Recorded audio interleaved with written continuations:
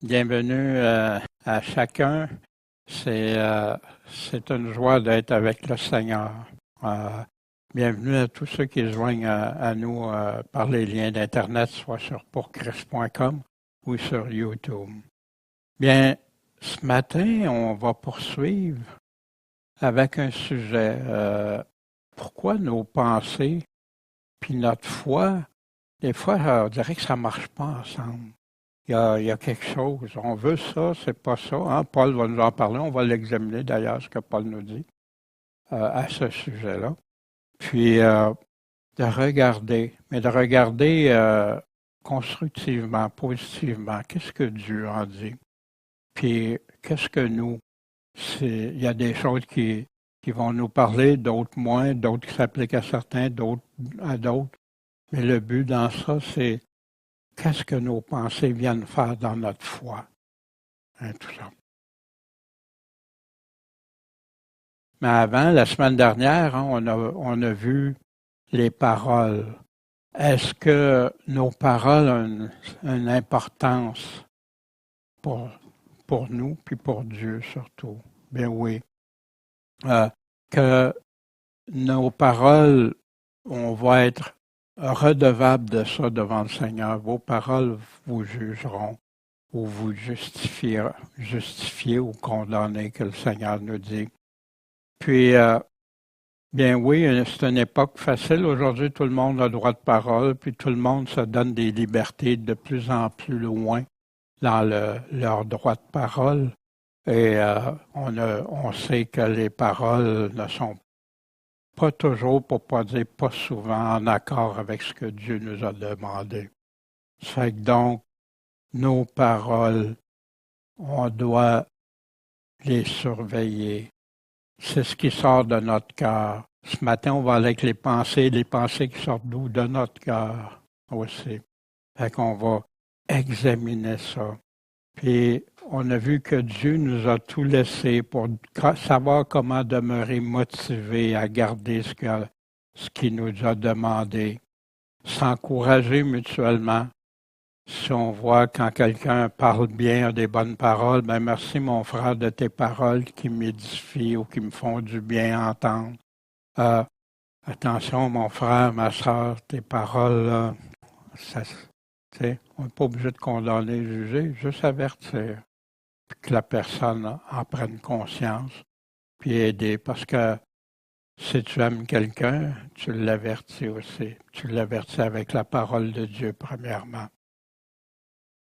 Puis, Dieu nous a laissé ses opinions puis ses paroles pour tous ceux qui veulent vraiment le suivre. On va poursuivre avec un psaume. Michel, s'il te plaît, tu veux venir nous lire le psaume 33. Entretenez-vous par des psaumes, des cantiques, hein? Très bibliques. Juste, réjouissez-vous en l'Éternel, la louange convient aux hommes droits. Célébrez l'Éternel avec la harpe. Chantez-lui des cantiques sur la lyre à 10 cordes. Chantez-lui un cantique nouveau. Faites retentir vos instruments et vos voix. Car la parole de l'Éternel est droite et toute son œuvre est faite avec fidélité. Il aime la justice et l'équité. La terre est pleine de la bonté de l'Éternel. Les cieux ont été faits par la parole de l'Éternel, et toutes leurs armées par le souffle de sa bouche. Il amasse les eaux de la mer comme en un monceau. Il met les flots dans des réservoirs. Que toute la terre craigne l'Éternel, que tous les habitants du monde le redoutent. Car il parle et la chose existe. Il commande et elle paraît. L'Éternel dissipe le conseil des nations. Il met à néant le dessein des peuples. Mais le conseil de l'Éternel subsiste à toujours. Les desseins de son cœur durent d'âge en âge. Heureuse la nation dont l'Éternel est le Dieu, le peuple qu'il s'est choisi pour héritage. L'Éternel regarde des cieux, il voit tous les enfants des hommes. Dieu, du lieu de sa demeure, il observe tous les habitants de la terre. Il a formé leur cœur à tous. Il prend garde à toutes leurs actions. Le roi n'est pas sauvé par sa grande puissance, et l'homme vaillant n'est pas délivré par sa grande force. Le cheval manque à sauver, et il ne délivre point par la grandeur de sa force. Voici, l'œil de l'Éternel est sur ceux qui le craignent, sur ceux qui s'attendent à sa bonté, pour délivrer leur âme de la mort et pour les faire vivre durant la famine. Notre âme s'attend à l'Éternel. Il est notre aide et notre bouclier. Car notre cœur se réjouit en lui, car nous nous confions en son saint nom. Que ta bonté soit sur nous, ô Éternel, comme nous nous attendons à toi. Bien, merci Michel, ce beau psaume qui met Dieu à sa place, qui présente Dieu comme il est, sa toute-puissance, son autorité, puis malgré tout, les peuples, les rois, les nations qui ont essayé de faire des choses contraires, qui sont plus là, mais l'autorité de Dieu est toujours là. Bien, merci Michel. Puis que nous, on s'attende à la bonté de l'Éternel, s'attendre à lui seulement. Juste avant, Seigneur Tout-Puissant, on va regarder les pensées.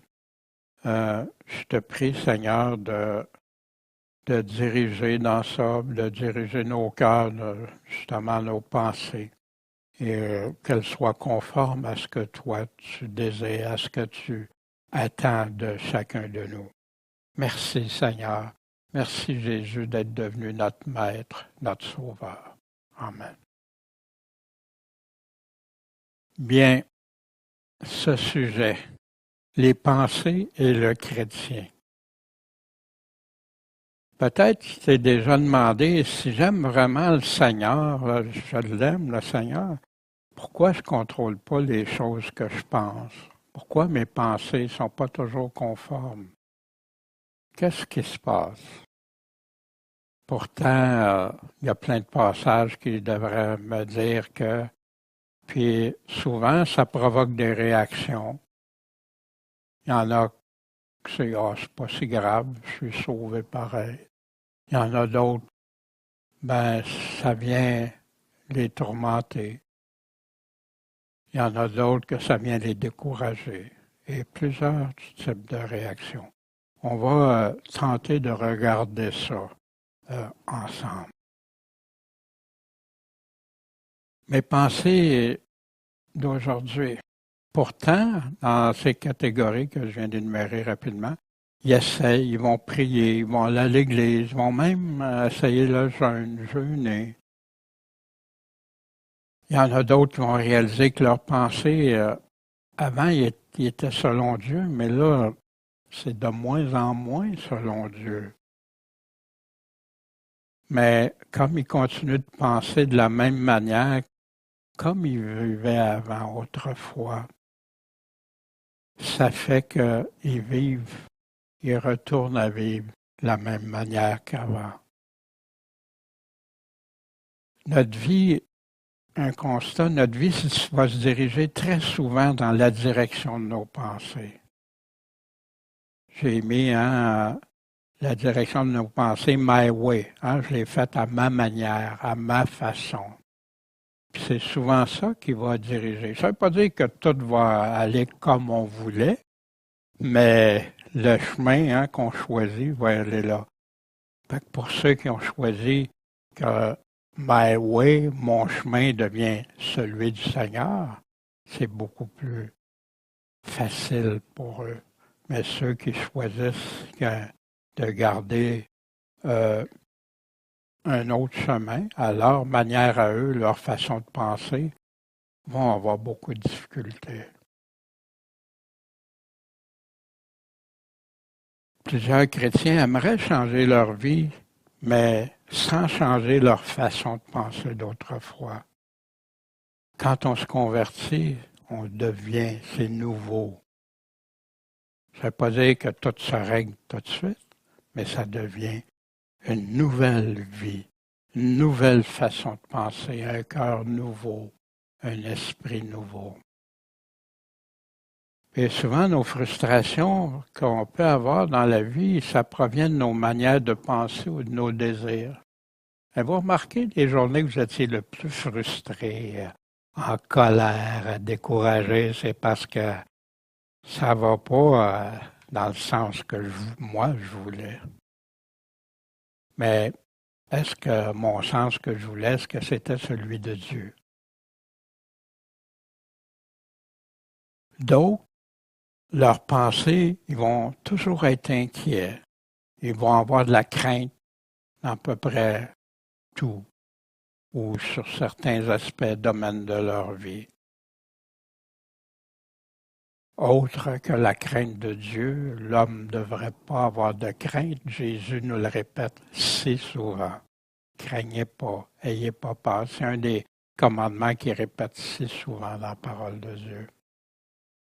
D'autres, ça va être la lutte contre des péchés. Maintenant, pour faire une distinction, je veux la faire tout de suite, entre la tentation puis de commettre le péché. La tentation, Jésus a été tenté, mais sans jamais pécher. Jésus a été éprouvé, testé, le malin l'a emmené même au désert. Jésus a été accaparé, tenté, ou même avant d'aller sur la croix, « Oh, délivre-moi, Père! » Mais Jésus n'a jamais chuté. Fait que la tentation, ça arrive dans la vie de chaque croyant. Maintenant, le problème n'est pas la tentation, c'est comment je vais prendre position face à cette tentation-là.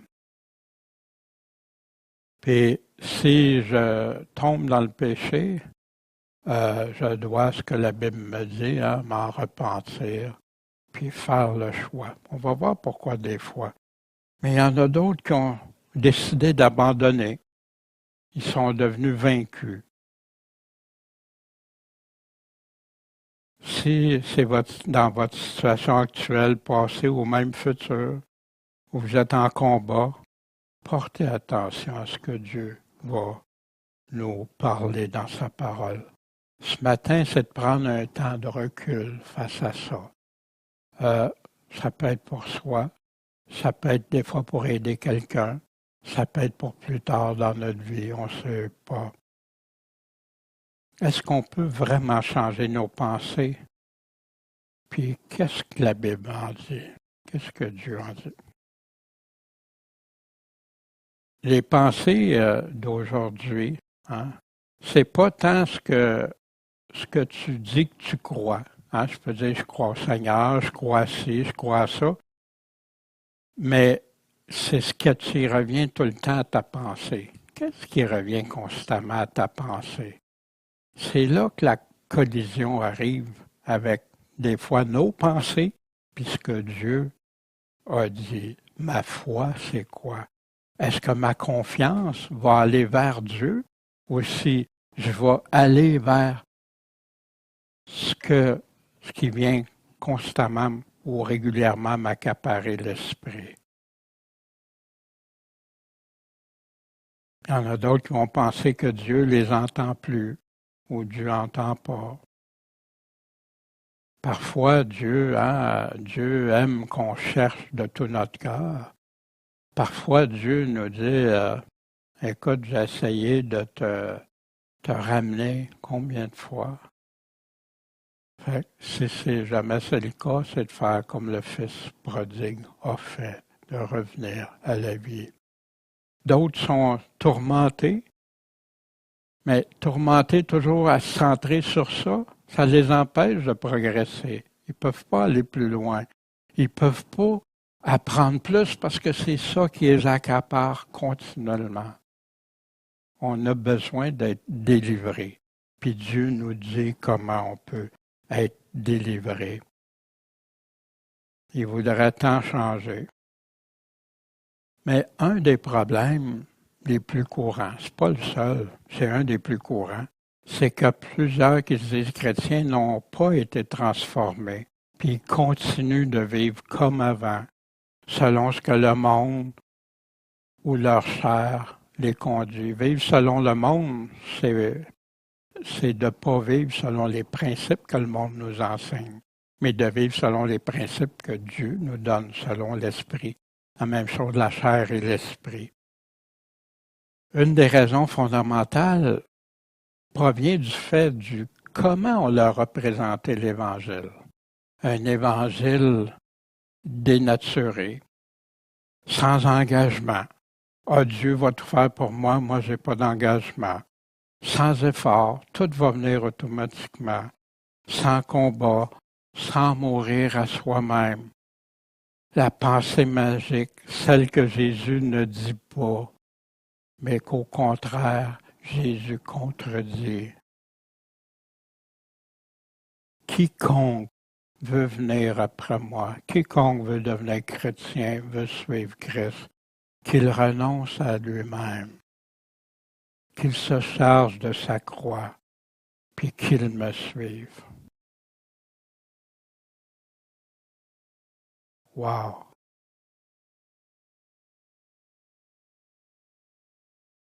Est-ce que devenir chrétien, c'est sans engagement, sans effort, sans combat, sans mourir à soi-même?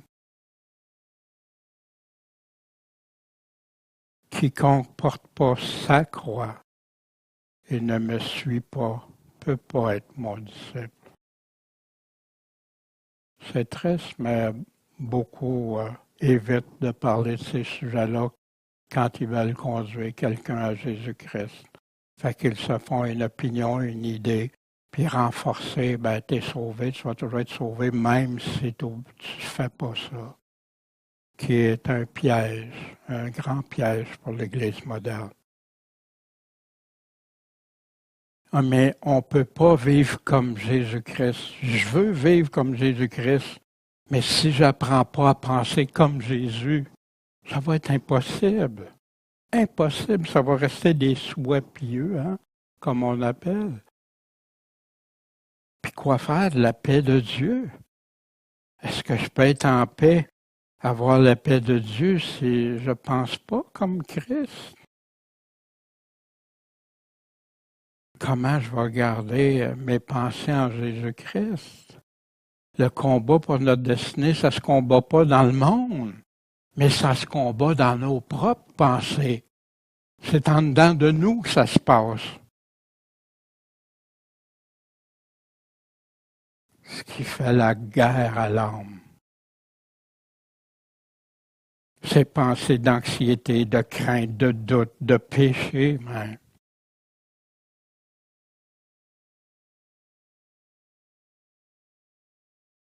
Ça ne peut pas nous conduire à penser comme Jésus-Christ.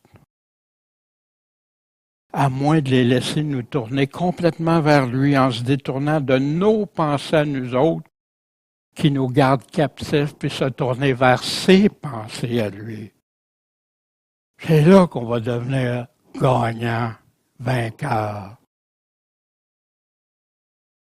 Pour gagner ce combat-là, on doit considérer l'importance que ça a, puis les conséquences que ça a. Beaucoup aujourd'hui ne réalisent pas ce grand Dieu que Michel nous a lu tantôt dans le psaume. Il n'est plus compris. Si on pense que c'est pas grave, on doit considérer ce que Dieu dit au sujet de nos pensées. Est-ce qu'on est prêt? Des approches bibliques pour vaincre nos pensées qui dirigent notre vie. Premièrement, identifie qui ou quoi programme tes pensées maintenant, actuellement. C'est quoi? Ah, ma nouvelle auto, non, ma chicane avec mon voisin, mais si, ça. Plein d'affaires viennent nous accaparer. Mes désirs, hey, ça, je veux avoir ci, je veux avoir ça. Je me lève, je pense à ça, c'est tout de suite en partant. Où est Dieu? Tout comme Moïse, comme Jean-Baptiste, comme d'autres, mais surtout comme Jésus. Qu'est-ce qu'il devait faire? Il prenait une retraite complète avec Dieu, un temps avec Dieu. Ah, ben, j'ai pas le temps. Regarde tout ce que tu fais. C'est vrai qu'on a des obligations, des responsabilités. Il ne faut pas les mettre de côté. Mais quel temps t'accordes dans tout cet espace-là? Combien de temps t'accordes à Dieu? Où tu lui laisses la place si tu veux qu'il te transforme, qu'il change tes pensées? Jésus est parti 40 jours dans le désert, Moïse, etc. On a ça souvent. Mais tu n'es pas obligé d'apprendre tout ce temps-là. Là. Jésus le faisait régulièrement, à chaque jour. Mais comment on va parvenir si on se nourrit? Notre nourriture prioritaire, c'est la télévision, Internet, les réseaux sociaux, la musique, même des musiques des fois qui sont si contradictoires à Dieu. Puis tout autre moyen du monde. Si c'est ça qui te nourrit, certaines relations, certains amis, certaines fréquentations qui prennent la place. Quels sont ceux qui ne véhiculent pas les pensées du monde? Nous, comme chrétiens, quand on se réunit, c'est parce qu'on se réunit pour ne plus avoir ces pensées du monde, mais les pensées de Christ. Qu'on partage ça ensemble, qu'on soit édifié par ça, parce que c'est lui qu'on va rencontrer un jour. Comment se penser, comment qu'on peut penser se nourrir de Dieu et du monde en même temps, puis penser comme Christ, la pensée pure de Christ. On a besoin d'un jeûne du monde dans cette époque-ci. Oh, tu veux faire ton... Non, non. C'est ce que la Bible nous parle clairement. On a besoin de temps de se retrouver avec Dieu. Puis un bon repas spirituel qui vient de Dieu seul. On ne peut pas toujours partir. Il y en a qui vont dire, ah ben je ne suis pas capable de partir tant de temps ou telle affaire, je ne le ferai pas. Non. Mets un temps, décide un temps, fais un temps. On peut prendre un temps de recul puis faire des choix qui vont nous conduire à avoir les pensées de Jésus. Voici dans Romains 12. Voici ce que Paul dit. Donc, frères, par les compassions de Dieu, je vous exhorte, c'est avec force, à offrir vos corps en sacrifice vivant, saint, agréable à Dieu. C'est ça votre culte raisonnable. Oh, moi j'aime Dieu, j'adore Dieu, je rends un culte à Dieu. Voici notre culte raisonnable à Dieu. Mais quand tu as entendu un évangile découpé de ce qui vient avec, tu ne peux pas adhérer à ça ou comprendre ça. Ne vous conformez pas au présent siècle, mais soyez transformés par le renouvellement de votre esprit, afin que vous éprouviez, que vous sachiez, que vous testiez dans votre vie que la volonté de Dieu est bonne, agréable et parfaite.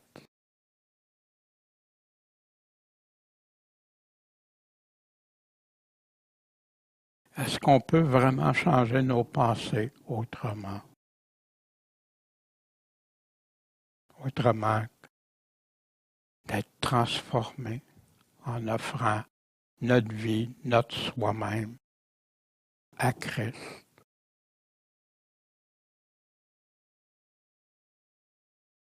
Pour y parvenir, il faut débuter avec une séparation radicale, complète et totale. Ah, c'est ben trop, ça, c'est. Hein? Relis les passages qu'on vient de voir.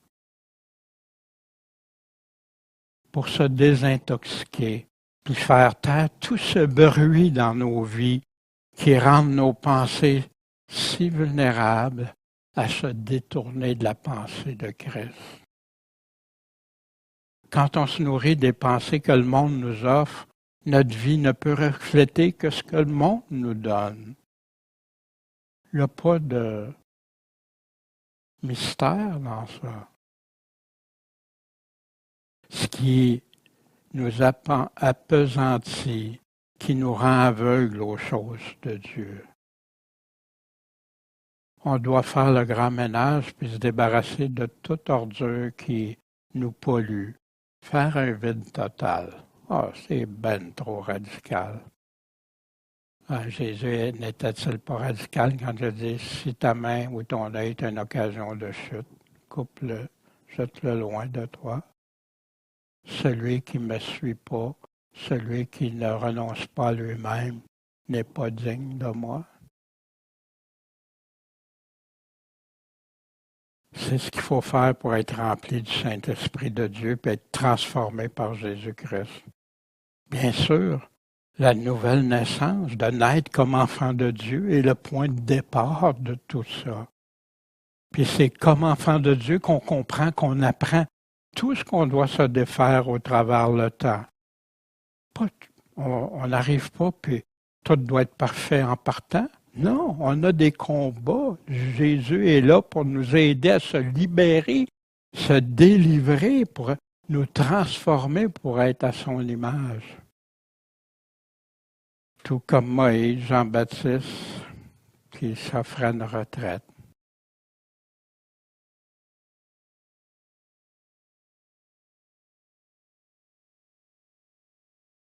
L'homme ne vivra pas de pain seulement, mais de toute parole qui vient de Dieu. Ton jeûne doit être le jeûne envers les pensées du monde, mais pas envers les pensées de Dieu.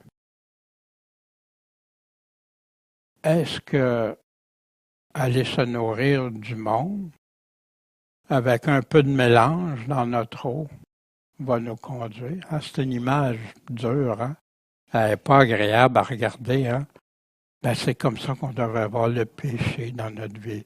C'est comme ça qu'on devrait voir les souillures que le monde nous amène à chuter, à faire.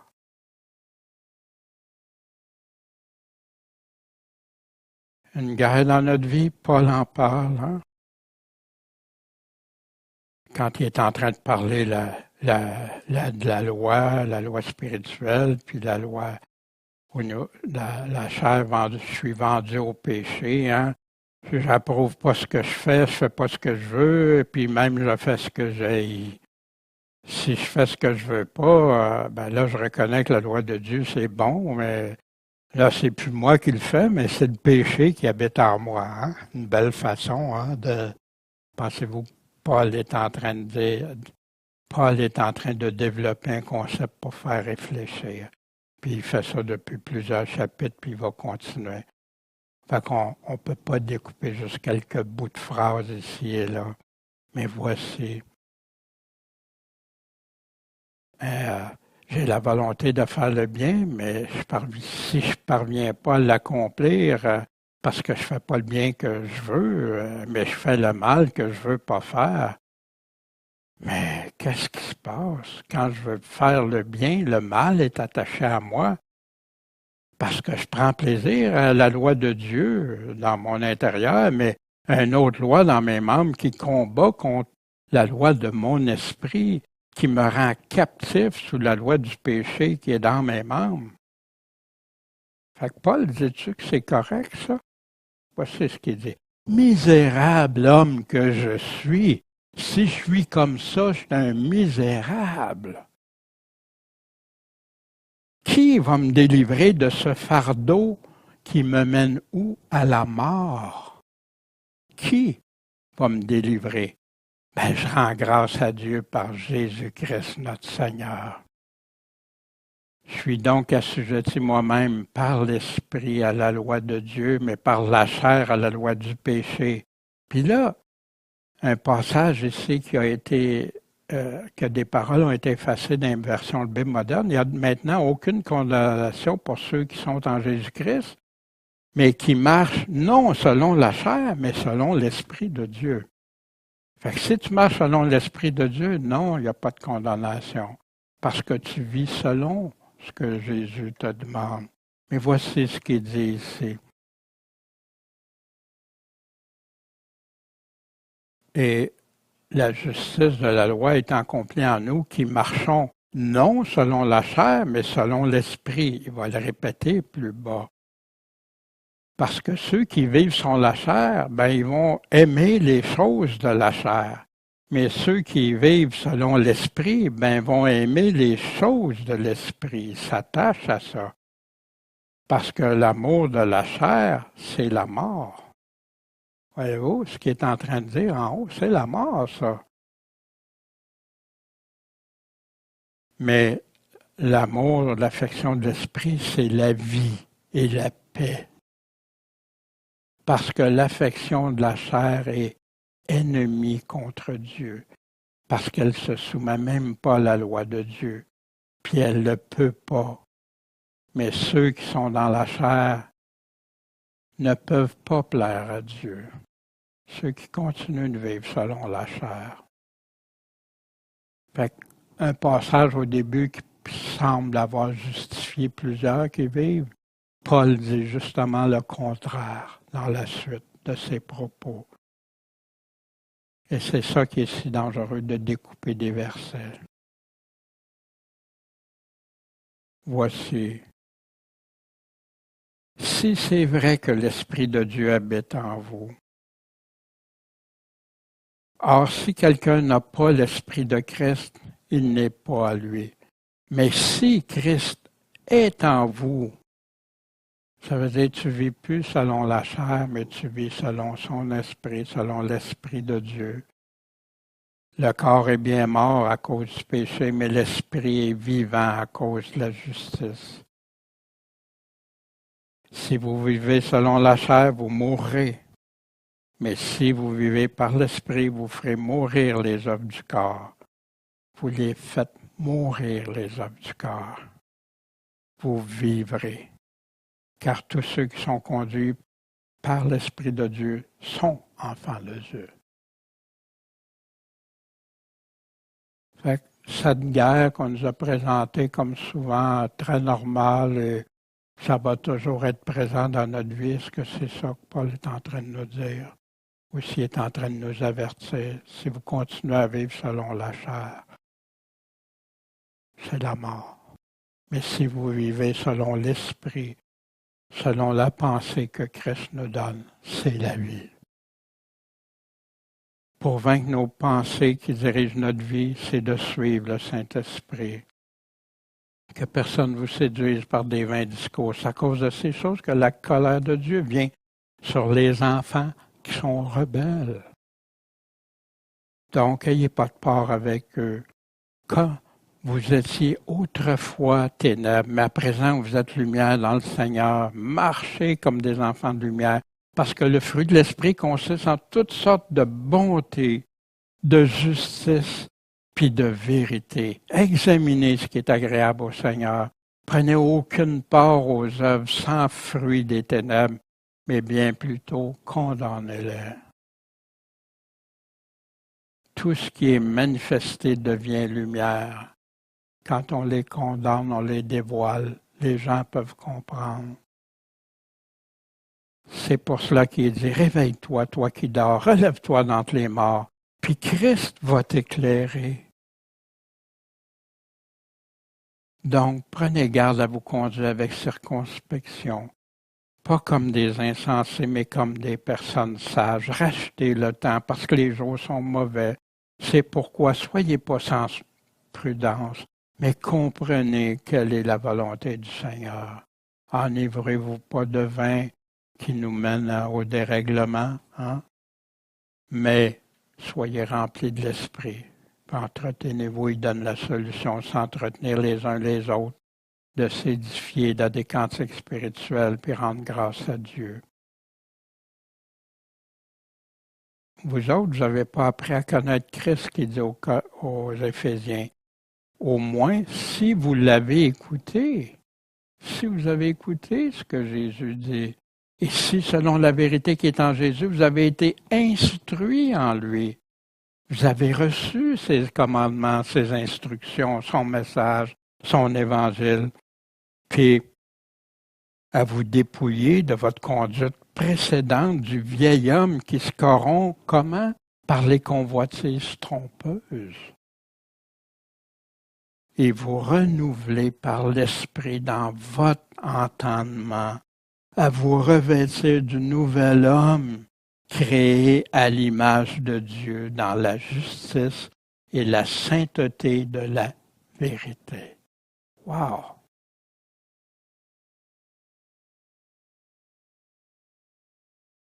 Quelle est cette victoire? Cette victoire, elle est là, elle est présente dans nos pensées pour transformer nos pensées, nous renouveler, nous rendre vainqueurs. Autrefois ennemis, encore aux Colossiens. Vous aussi qui étiez autrefois éloignés, puis ennemis comment? À cause de nos pensées, notre manière de penser. Mais qu'est-ce qui se passe quand un chrétien continue à vivre comme ses pensées d'autrefois, ou y retourne après avoir connu la vérité?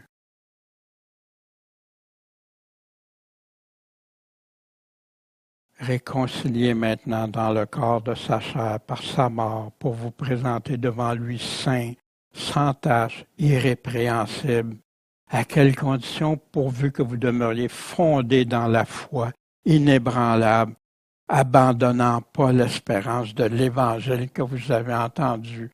Cet Évangile-là comprend aussi de renoncer à soi-même, de le suivre, de l'aimer au-delà de tout, l'aimer de tout notre cœur, toutes nos pensées. Ne savez-vous pas que votre corps est le temple du Saint-Esprit qui habite en nous quand on est de nouveau, qu'on devient enfant de Dieu, qui vous a été donné de Dieu, puis que vous n'êtes plus à vous-même?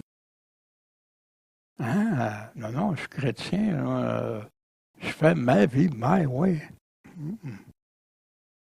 Car vous avez été achetés à grand prix. La souffrance de Christ, la souffrance du Père qui a permis que son Fils vienne se faire maltraiter par amour. Donc, glorifiez Dieu dans votre corps, dans votre esprit qui appartiennent à Dieu. Mettez-vous pas sur le même joug avec les infidèles. C'est quoi qu'il y a de commun entre la justice et l'injustice? Quelle union entre la lumière et les ténèbres, entre Christ et Bélial, ou le fidèle puis l'infidèle, entre le temple de Dieu puis les idoles? Parce que vous êtes le temple du Dieu vivant, comme Dieu l'a dit. J'habiterai au milieu d'eux, puis j'y marcherai.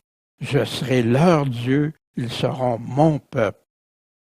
Donc, c'est pourquoi sortez du milieu d'eux, puis séparez-vous de ce qui n'est pas selon Dieu. Dit le Seigneur, ne touchez pas à ce qui est impur, puis là, je vais vous recevoir. Et je serai votre Père, et vous serez mes fils et mes filles, dit le Seigneur Tout-Puissant. Mais est-ce qu'on peut mélanger mes pensées, les pensées du Seigneur, les pensées du monde, puis penser que tout va bien? Non, tu vas être soit misérable ou tu vas être abandonné. Les pensées craintives qui dirigent notre vie. Voici ce que Paul répète, beaucoup de paroles que j'ai déjà dit. Ne vous inquiétez de rien, mais en toute occasion, exposez vos demandes devant Dieu. Comment? En lui faisant des prières, des supplications, avec des actions de grâce. Puis c'est grâce à Dieu qui va répondre à nos prières. Puis là, la paix de Dieu qui surpasse toute intelligence, qui est plus puissante que mes pensées, que les pensées de qui que ce soit, c'est là que la paix de Dieu qui surpasse toute intelligence va garder mon cœur et mes pensées. Ou en Jésus-Christ. Fait que je vais avoir des pensées en Jésus-Christ. Fait que pencher vers les choses qui sont véritables, la vérité, qui sont honnêtes, justes, pures, celles qui sont aimables, de bonne réputation, dignes de louange, que ces choses-là occupent vos pensées. Vous les avez apprises et reçues, entendues de moi, Paul, et vous les avez vues en moi. Ne faisait pas juste le dire, le mettre en pratique. Faites-le. Si vous faites ça, le Dieu de paix va être avec vous. Des pensées craintives qui dirigent ta vie, qui t'empêchent d'avancer, de bouger, de faire les choses qu'il te demande. Des fois, ça peut être d'agir, des fois, ça peut être de parler, des fois, ça peut être de se taire, des fois. Ouais. Nos yeux et nos pensées qui dirigent notre vie. Quand il parlait des trésors, puis ceux qui s'amassent des trésors. Où est votre trésor? C'est là que va être votre cœur. L'œil est la lumière du corps. Si ton œil est correct et sain, tout ton corps va être éclairé. Hein? Mais si tu es aveugle, ton œil est mauvais, ben tout ton corps, tu vas être dans les ténèbres, là, tu ne verras pas. Donc, si la lumière qui est en toi est ténèbres, mais combien grande tu penses que la lumière, mais c'est des ténèbres. Nul ne peut servir 2 maîtres. Ou il va haïr un, ou il va aimer l'autre. C'est tellement triste de voir qu'il y en a tellement qui sont à cheval sur la clôture. Il y en a tellement qui sont tièdes. Non, le Seigneur demande qu'on soit convaincu, déterminé, la confiance, arrimé en lui, solide en lui. Tu ne peux pas servir 2. Tu vas aimer un et haïr l'autre. Tu vas t'attacher à un, puis tu vas mépriser l'autre. Ben non, je ne méprise pas le Seigneur, mais j'aime le monde. Non, parce que si tu aimes le monde, il te dit que tu es ennemi de Dieu. Tu ne peux pas servir Dieu et Mammon. Comparé à l'Éternel est bon pour tous ceux qui s'attendent à lui, pour l'âme qui le recherche. Un combat de chaque jour, avoir le même esprit, les mêmes pensées que Jésus, ça fait partie du combat, puis notre choix de chaque jour. La guerre n'est pas encore finie tant qu'on est ici. Des décisions déterminées, comme Josué, qui ne l'a pas eu facile, comme Joseph, qui a été emprisonné, maltraité par ses frères en premier, puis après ça, où il a été dans un cachot, puis il a continué à suivre le Seigneur. Il y en a plein comme ça d'exemples dans la Bible. Si quelqu'un veut venir après moi, qu'il renonce à lui-même, puis qu'il se charge de sa croix de temps en temps. Non, excusez, je me suis trompé, qu'il se charge chaque jour de sa croix. Puis, suis-moi, qu'il me suive. T'es mon disciple, t'es mon bien-aimé. Suis-moi, écoute où je vais t'envoyer. Marche sur mon chemin. Va où je te demande. C'est intéressant chaque jour. Pourquoi qu'il dit dans notre Père, donne-nous notre pain quotidien, chaque jour. Pourquoi? Pourquoi chaque jour? Soyez pas en souci pour le lendemain, parce que le lendemain aura souci de ce qui le regarde. Chaque jour suffit sa peine. Il y en a qui se découragent parce qu'ils voient tout l'avenir avant. Non. Règle ta journée. Vis ta journée. Tu ne sais pas demain si tu vas être encore là seulement. Tu t'es inquiété pour plein d'affaires. Moi, souvent, je me suis inquiété plein d'affaires qui ne sont jamais arrivées finalement. Ouais. Ça m'a paralysé, ça m'a empêché de faire des affaires, ça m'a empêché de faire des bons choix. Jésus nous demande de prendre l'autorité sur nos pensées puis faire nos choix chaque jour.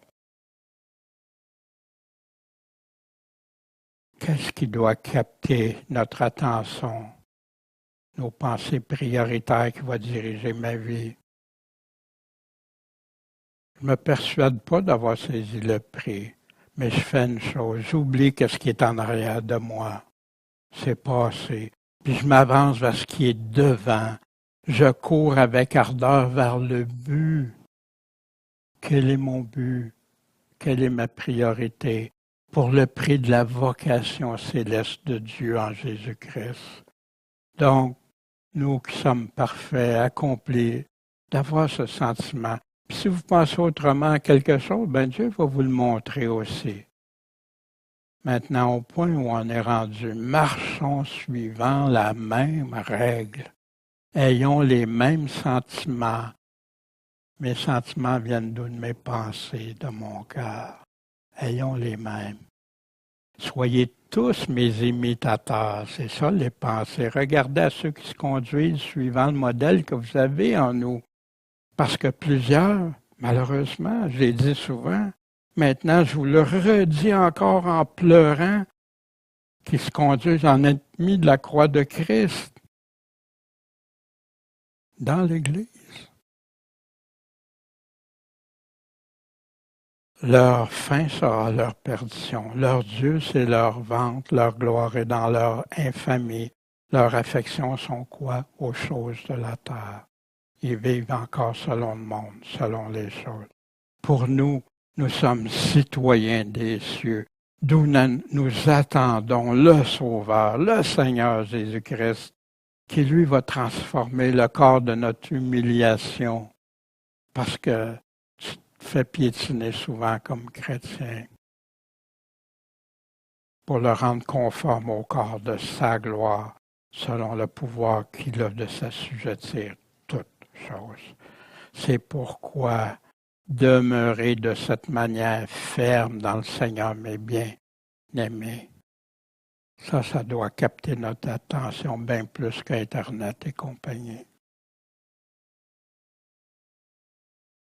La guerre n'est pas encore finie. Hein? Chaque jour, apprends à te défendre, à devenir vainqueur. Combat avec les armes que Dieu nous a données. Réplique avec ses paroles. Les paroles humaines, même s'ils sont si belles, si bien présentées, il parle-tu bien cet homme-là ou cette femme-là? Wow! Ils n'ont ni l'autorité, ni la puissance des paroles de vérité, sans faille, infaillible de notre Seigneur Tout-Puissant. Tu veux te réconforter? Cours pas à droite pas à gauche. Va voir ce que Dieu en dit en premier. Ça ne veut pas dire que des personnes ne peuvent pas nous encourager. Ben oui, on doit s'encourager les uns les autres. Mais ça doit être selon ce que Dieu a dit, pas selon ma philosophie. Apprends les passages qui vont te fortifier. Ces paroles vont agir.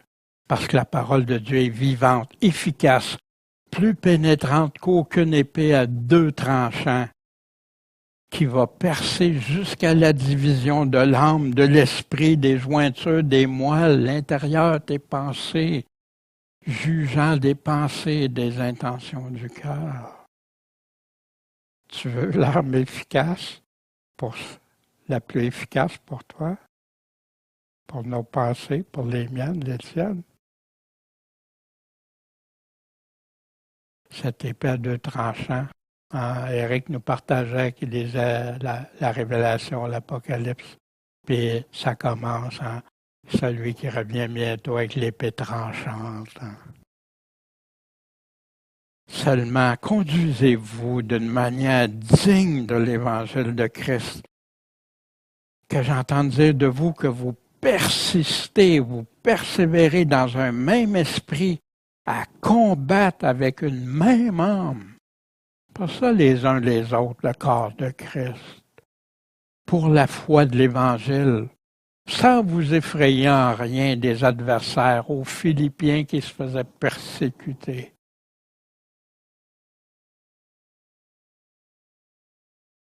Tu aimeras le Seigneur ton Dieu de tout ton cœur, toute ton âme, toute ta force et toute ta pensée.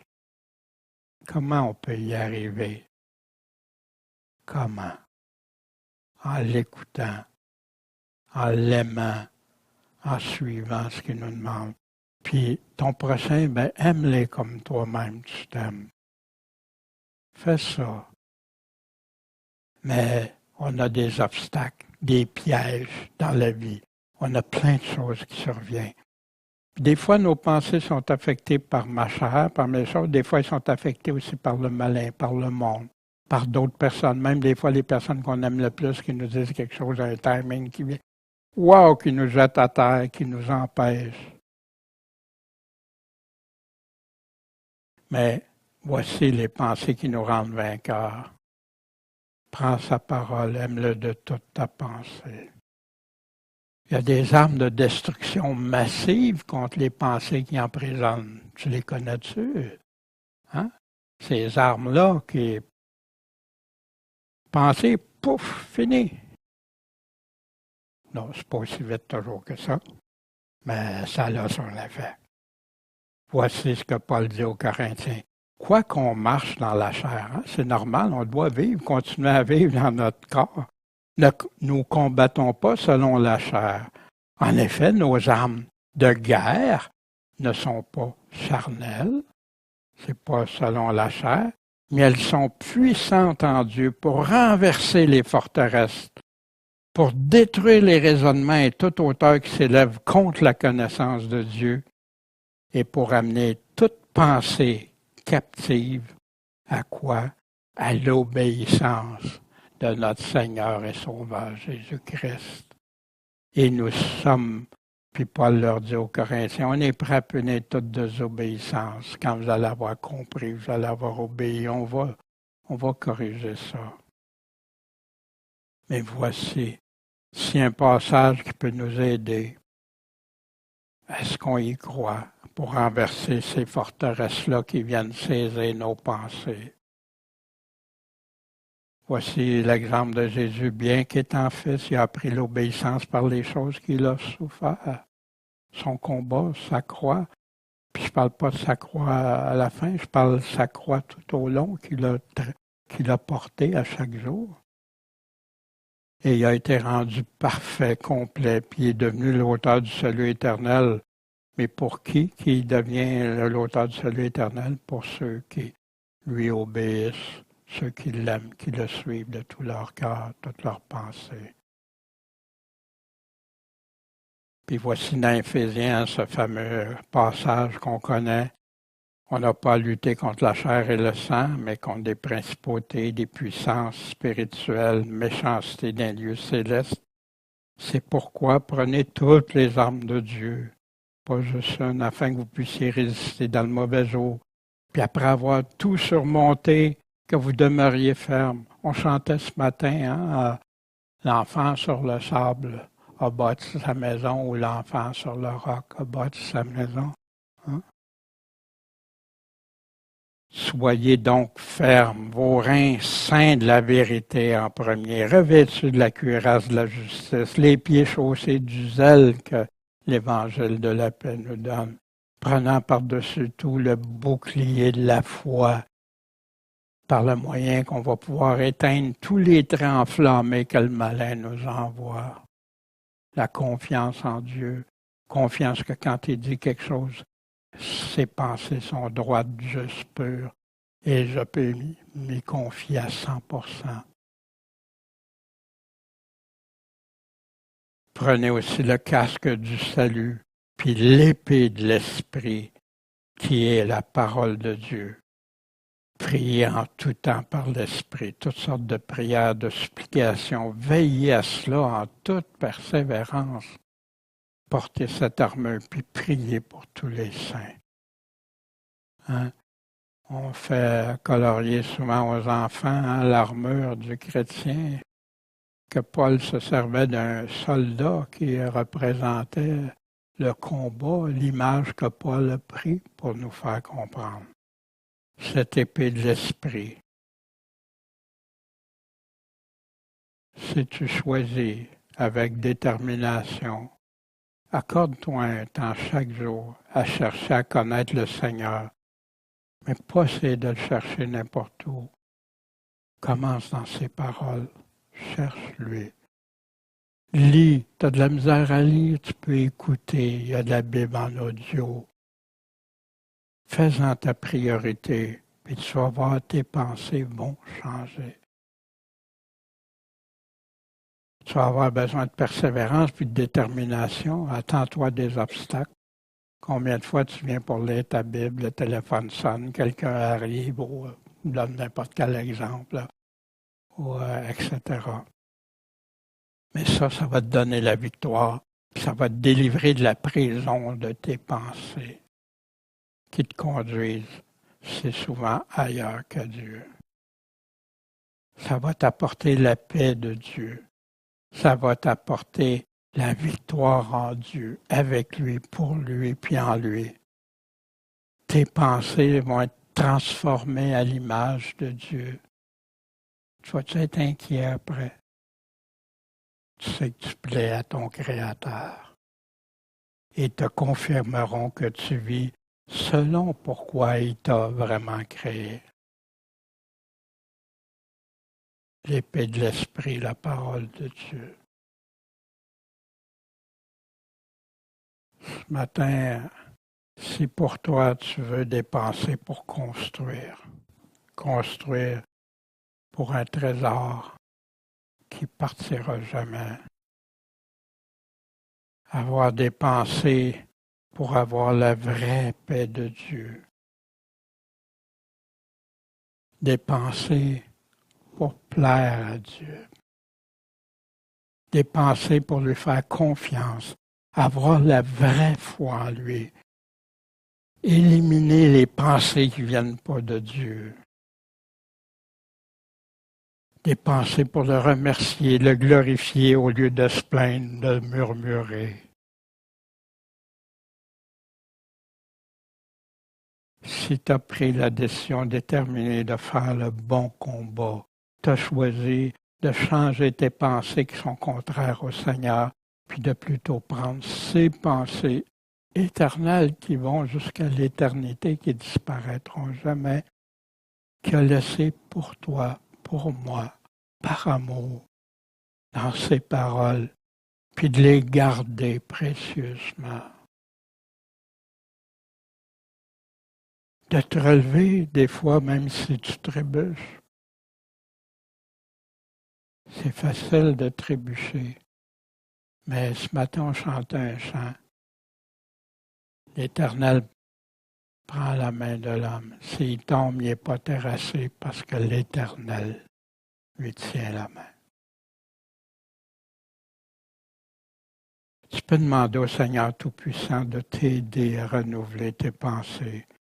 Si ton cœur est disposé pour comprendre la portée de toute l'importance pour ton âme devant Dieu, qu'est-ce que c'est tes pensées? Puis te rendre libre.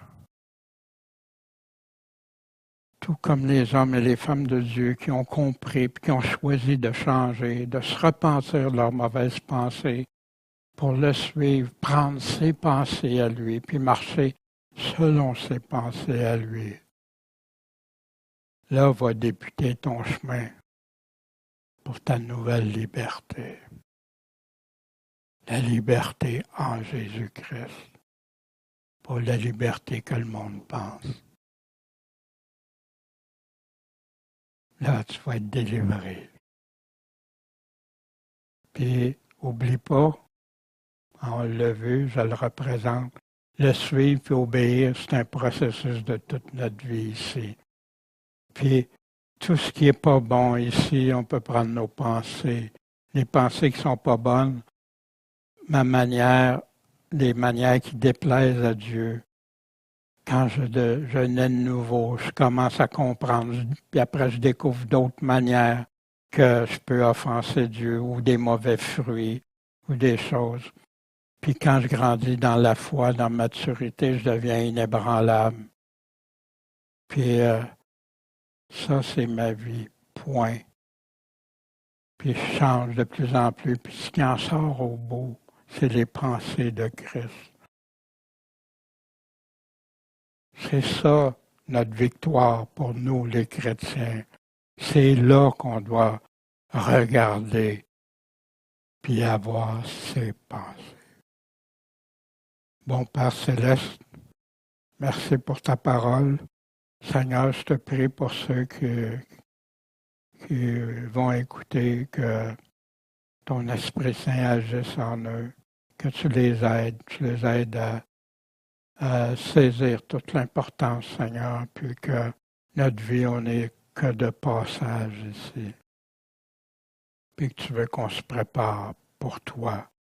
Puis on a hâte à ton retour, Seigneur. Et que tu nous dises, que tu puisses nous dire à chacun, bon et fidèle serviteur, entre dans la joie et la paix de ton Maître.